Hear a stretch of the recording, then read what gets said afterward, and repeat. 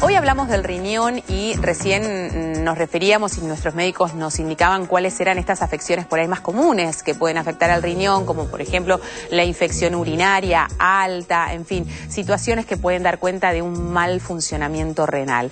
Pero ¿qué pasa cuando esto se transforma en una situación más grave, más compleja y aparece la diálisis? En un ratito vamos a consultar a una nefróloga que nos va a hablar específicamente sobre eso y vamos a estar conversando con Valeria también de cuál es el impacto psicológico que esto significa para una persona que en algunos casos diariamente tiene que asistir a un centro de salud para realizarse la diálisis correspondiente. Consultorio virtual, mensajes que llegan a través del mail. Está el doctor Guevara preparado, te escuchamos, Taco. Bien, Melina nos escribe, tiene 28 años, perdió un embarazo hace 1 año y medio, nos cuenta que a las 9 semanas de embarazo lo pierde, le tienen que hacer un raspaje y nos preguntan cuál es la causa que pudiera ser la que provocó la pérdida del embarazo y si puede quedar embarazada ahora. Bueno, Melina, querida Melina, sí, las causas de pérdida de un embarazo pueden ser muchas. ¿Sí? No sabemos que hiciste un ejercicio, si hiciste tomaste algún medicamento, hay que verlo, hay que saberlo, tenemos muy poca información, pero de todas maneras no te preocupes por eso, que te hayan hecho un raspaje es una cosa normal cuando hay una pérdida de embarazo y lo más importante que tenés que saber, Melina, es que podés quedar embarazada, o sea, que te hayan hecho un raspaje no quiere decir que no quedes embarazada, y más si hace 1 año y medio que te lo hicieron, todo lo cual, ponele garra que vas a salir embarazada. Chao, Melina. Bueno, ahora sí, escuchamos atentamente a la doctora Cristina Balbé, que es nefróloga del Hospital Carlos Durán, es especialista en diálisis y nos habla de por qué se lleva a esta instancia, qué tipo de pacientes tienen que someterse a esta situación, en algunos casos de manera diaria. La escuchamos. Nosotros los nefrólogos somos un poco los que guiamos al paciente aparte del médico clínico, sobre todo si tiene ya instalada la enfermedad renal.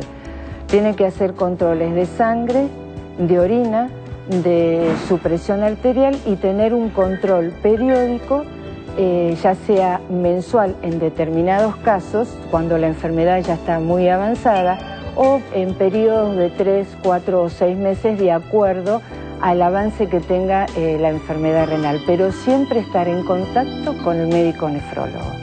Una vez que está instalada la enfermedad renal, no podemos curar, sí podemos detenerla para que no avance más o enlentecer que siga progresando hacia la forma crónica. Todos los pacientes deben saber que existen 3 opciones: la diálisis peritoneal, la hemodiálisis y el trasplante. Los 3 son buenos tratamientos. Estos tratamientos tenemos la diálisis peritoneal, que el paciente lo realiza en su casa con un previo entrenamiento con una enfermera especializada y el médico. Le enseñamos a cómo se realiza, cómo lo debe realizar en su casa y siempre con un contacto con nosotros, previa colocación de un catéter en la cavidad abdominal. Este tratamiento se hace los 365 días del año, 4 veces en el día, que duran 35 a 40 minutos. Es un cambio de líquidos dentro de la cavidad abdominal. El paciente no ve sangre, introduce un líquido de una bolsa que está estéril, lo deja en permanencia de 5 a 6 horas y después de esas 5 a 6 horas vuelve a realizar el procedimiento.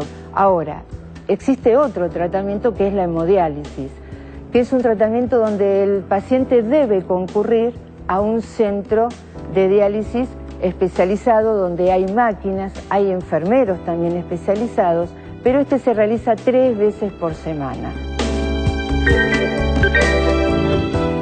Bueno, la doctora recién claramente nos explicaba por qué se llega a esta instancia y cómo se llega a esta instancia de la diálisis. Pero ¿qué pasa con nosotros? ¿Qué pasa con la persona que tiene que someterse a esta situación y se ve coartada y ve obviamente modificada su calidad de vida y su rutina por una situación de este tipo que aparte la pone en una situación de riesgo total, es la vida o la muerte, o sea, con esto no se puede jugar, no hay medias tintas, lo puedo hacer o lo puedo dejar de hacer, digamos. La diálisis implica de un compromiso muy importante por parte del paciente y lo afecta obviamente, seguramente psicológicamente. Sí, porque a diferencia de otros tratamientos, este no es un tratamiento que culmine. Digamos, no es que me lo hago, termina y vuelvo a la vida anterior. Esto es, tengo que depender de una máquina por el resto de mi vida o tener la posibilidad, que no en todos los casos es viable, de llegar a un trasplante de riñón. Y ninguna de las dos posibilidades es de lo más esperable para una persona. Entonces, adaptarse a esta realidad, por supuesto que influye en la vida diaria, y muchos pacientes luego de la primera diálisis se encuentran bien porque aparece como una luna de miel, porque empiezan a sentirse mejor, venían de sentirse muy mal, y entonces al principio quizás se adaptan un poco más fácilmente, se sobreadaptan a la situación, y pasado un tiempito empiezan a sentir que hagan lo que hagan, esto va a continuar así, que tienen restricciones, que socialmente ya no se pueden integrar de la misma manera, que están fatigados, que se angustian, sienten ansiedad, se deprimen, tienen algún sentimiento de inutilidad, de no poder hacer las mismas cosas que antes, sobre todo las personas que eran muy activas y que se sienten prisioneras, que tienen que sumar a su rutina algo que realmente les coarta su libertad. Entonces es muy importante el apoyo familiar, es muy importante que haya un equipo de psicólogos también trabajando con estos pacientes y por supuesto que sigan las recomendaciones, porque un paciente que se siente limitado es un paciente que piensa con esta discusión consigo mismo ética de ¿qué hago? ¿Me dejo de cuidar y vivo mis días como yo quiera vivirlas sin restricciones o me cuido y vivo el resto de mi... O sea, este planteo que muchos pacientes que se hacen puede ser un juego entre la vida y la muerte. Claro. Y bueno, a planteárselo. Rapidito, antes de irnos al living, porque es muy interesante la historia de vida que tenemos para contar, Andrea, ¿qué pasa con la gente mayor, con este riñón envejecido, entre comillas, y con toda la situación y la realidad que se presenta a través de la polimedicación? Exactamente, bueno, el riñón no escapa a cualquier órgano y tiene su proceso de envejecimiento, ¿sí? En pleno funcionamiento, que podemos homologarlos como a los 30 años, un riñón puede estar filtrando de 120 a 140 mililitros minuto. Esa es la cantidad de líquido que pasa y que el riñón filtra. Hay que saber que a partir de los 60 años prácticamente esta función naturalmente está a la mitad, ¿sí? Los médicos lo sabemos, esto es importante respecto a todos los cambios que sufre el riñón para cuando medicamos, indicamos y demás. Pero ojo señor, hay que saber por el tema de la automedicación y de cuando están frente a muchísimas medicaciones, ya sean bien indicadas o de las que agregan los pacientes por sí solos, porque hay una lista bastante larga y considerable y habitual que, digamos, o pueden bien perjudicar a esta función renal, o bien el riñón, por ser un órgano clave, puede no deshacerse o no metabolizar adecuadamente algunas de las medicaciones y muchas de ellas inclusive estar contraindicada con determinada función renal, ¿sí? Entonces, siempre un paciente, naturalmente, a partir de los 60 años tiene que tener la lista de medicación que tome supervisada, indicada. Muchas de las veces, estamos hablando de cosas comunes, medicación para la diabetes, antiinflamatorios, por ejemplo. Es un problema que además de estar medicado con algo, va a tomar el del vecino. Ojo, ojo, porque el riñón envejece, disminuye sus funciones y muchas de las veces no puede desembarazarse o cumplir lo que tenga con esa medicación. Bueno, me voy al living, rapidito. Allí está el doctor Federico Sicora, que es presidente de la Fundación para la Investigación y Asistencia de la Enfermedad Renal. ¿Cómo le va? Bien. Y la tenemos también a Elena Rubio, que ha sido trasplantada de riñón con un donante vivo. Sí. Bueno, ¿hace cuánto, Elena? Hace 2 años y 2 meses. 2 años y 2 meses. Sí. ¿Y cómo llegaste a esta instancia? Y pasé por 10 años cuidándome de riñón y después llegué a diálisis con un 5%. Y de ahí conocí a Federico en el hospital alemán y me trasplantaron. Y te trasplantaron. Sí. Para que nosotros podamos conocer cómo es este proceso, vos decís, ya lo viviste y seguramente querés dejarlo atrás, ¿no? Sí. Seguramente querés dejarlo atrás, me imagino. Pero para que le pueda ayudar a otras personas que por ahí nos están mirando, contar cómo fueron durante esos 10 años tu vida, digamos, a partir de dónde vos empezaste a darte cuenta que tu riñón no estaba funcionando del todo bien.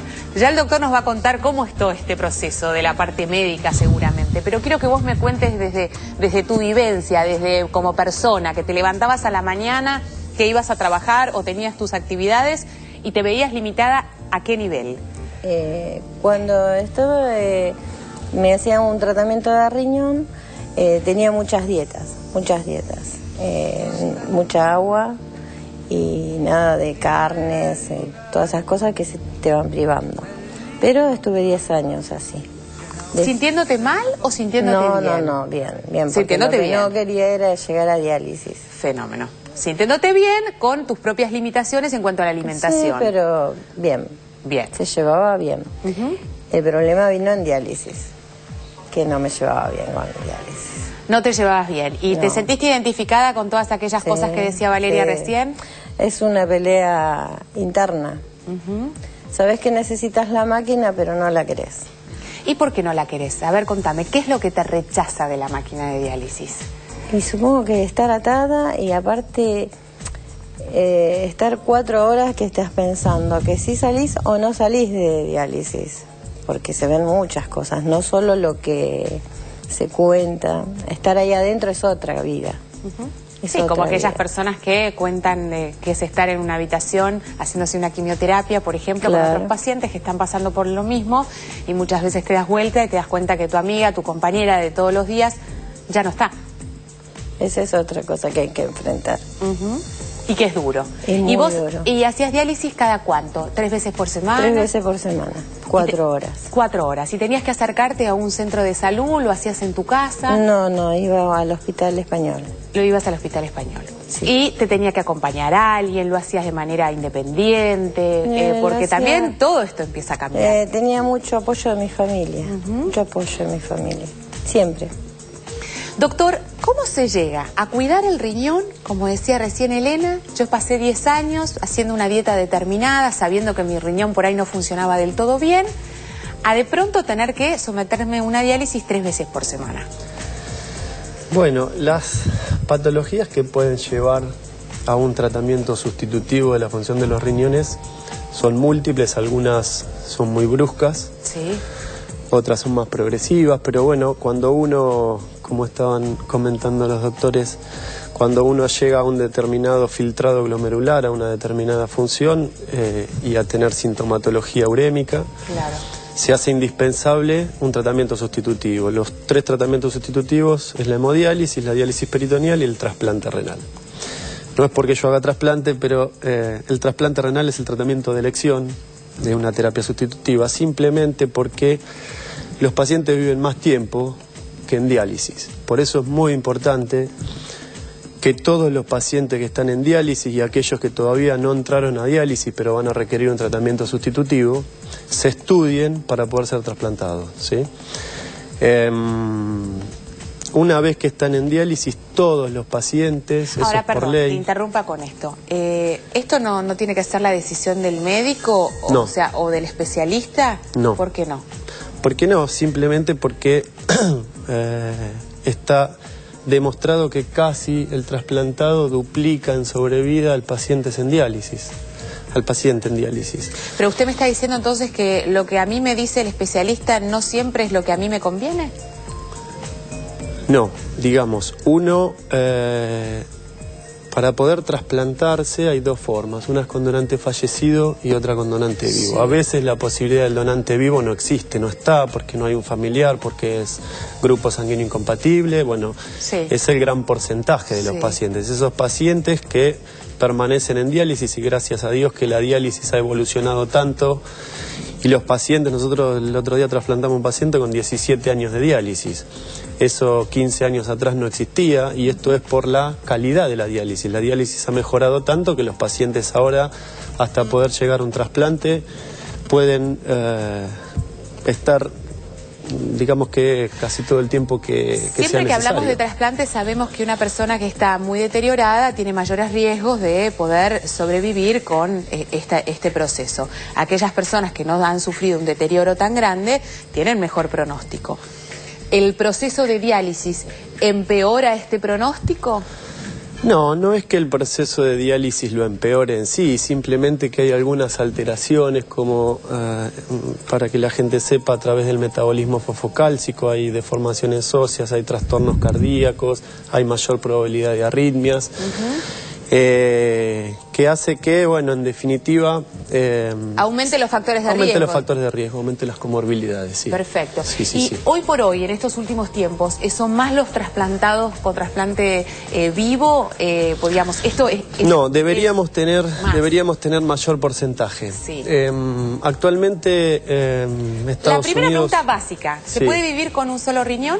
Obviamente. Bueno, esta es la primera pregunta a que Sí, todo creo el que es mundo lo más debería importante, saber. ¿Qué es la lo más que debería importante? saber. Porque si no, ¿qué posibilidad tengo yo de donar? Una de cada 1000 personas que nacen con un riñón y viven toda la vida con un riñón, nosotros lo denominamos monorrenos, se homologan al paciente, no es un paciente en realidad, sino es un donante que dona un riñón y vive toda la vida normalmente con un riñón.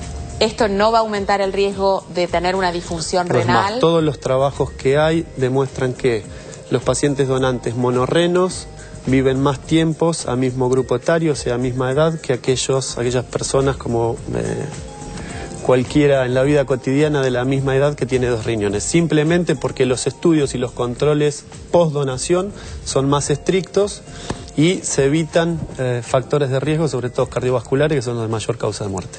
Ok, entonces, el hecho de yo ser un donante vivo me implica controlarme más seguido, porque Sí. obviamente va a ser que... Que es bueno, ¿eh? No, imagínate, a nosotros no, esto no nos puede decir porque lo estamos diciendo A todos veces los días la en gente nuestra es vida. reticente, pero es mejor. No, ni hablar. Elena, ¿quién te donó el riñón? Mi tío, Rafael Acuña. Tu tío. Sí. Es menor que yo. Un tío especial, digamos. Un tío especial, es menor que yo. Es menor. ¿Y cómo llegaste a esa decisión, a esta conversación? ¿Cómo se dio? ¿Cómo es tu vínculo con él? Mi vínculo fue toda la vida buena. Muy estrecho, digamos. Claro, nos criamos como hermanos. Sí. Y fue él que se ofreció. Y te imaginas que casi me muero de la alegría. Es así. Porque es un Qué difícil, gesto... ¿no? Debe ser, porque vos, él te dijo, de no sé, un día desayunando o almorzando, cenando, ¿cómo fue? En un Contame. cumpleaños, Sí. me vio el brazo todo morado y me dijo, no puedes seguir así. Y le digo, sí, pero no encuentro... No tengo mis hermanos, posibilidad, no claro. tengo donantes. Mis hermanos no son compatibles, mi mamá tampoco. Y él me dice, yo te dono. Y le digo, pero yo soy seropositivo. Yo también, me dice. El lunes empezamos a hacer los trámites. Y fue así, fuimos al hospital alemán, hicimos todos los estudios y dio que éramos compatibles. Así de fácil. Así es fácil, así es sencillo. No es tan fácil. No es tan fácil. pero, Bueno, pero para Elena, ¿él lo había pensado anteriormente? ¿Lo había conversado con tu mamá? ¿Lo había conversado con tus hermanos? Digamos, o fue una decisión repentina? Él lo había conversado con su esposa. Con su esposa. Sí. O sea que, obviamente, era una decisión que involucraba no solamente a vos, a tu familia, sino a la propia, ¿no? A la propia familia de él también tiene que estar de acuerdo. Obvio. ¿Y la esposa? ¿Cómo fue la reacción de ella? Creo que ella estaba más feliz que nosotros todavía. Ay, qué amor. Bueno, Sí. estas son estas historias de vida, estas cosas suceden, gracias a Dios. ¿Y cómo está él? Bárbaro. Está bárbaro. Bárbaro. ¿Te sentís conectada? Más allá de la conexión familiar con él, natural. Sí, puede ser que si uno sienta... ¿Te sentís en deuda con él? No me siento en deuda. Bueno, esto también es importante. No me siento en deuda porque es una demostración de amor. No hay deuda cuando hay amor. Bueno, nos quedamos con esa frase, hacemos una pequeña pausa.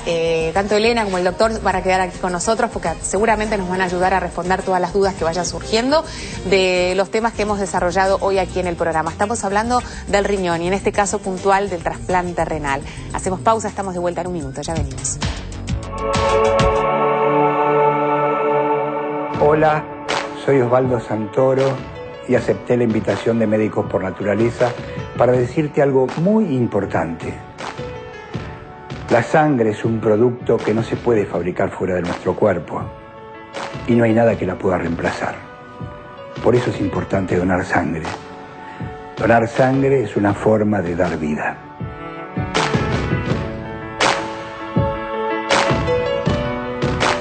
¿Sabías que la autoridad de aplicación de la Ley de Derechos del Paciente en la jurisdicción nacional es el Ministerio de Salud de la Nación y en cada una de las jurisdicciones provinciales y en la Ciudad Autónoma de Buenos Aires es responsable la máxima autoridad sanitaria local?